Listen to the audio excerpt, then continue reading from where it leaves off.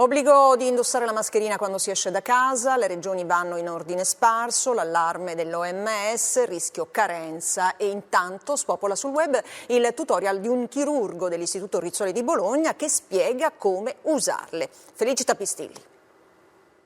Questa mascherina qua è la mascherina chirurgica. Vari modelli, diversi colori e 1 milione di visualizzazioni. Il tutorial di un medico bolognese conquista il web. Dimmi che mascherina indossi e ti dirò chi sei. Queste mascherine qua sono le mascherine della persona altruista, cioè non servono per proteggere se stesso, ma servono per proteggere gli altri. Era una chat familiare che poi è diventata virale. Dobbiamo in questo momento acquisire una mentalità di proteggere noi stessi dagli altri e proteggere gli altri da noi stessi. I consigli dati ai parenti sono diventati senza volerlo i consigli per tutti, ovviamente. Non parlavo ai medici, sottolinea lui. Questa, che è la FP2 o FP3, servono per proteggere sia se stessi sia gli altri. Quindi questa è una mascherina intelligente. L'obiettivo era far capire alle persone che basta la mascherina chirurgica. Le mascherine, quelle più tecniche, vanno usate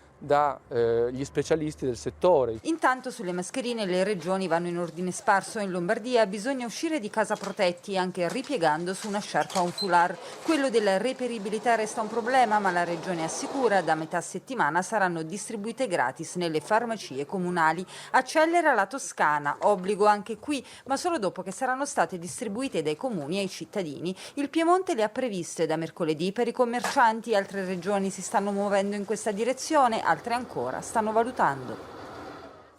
Allora, forse siamo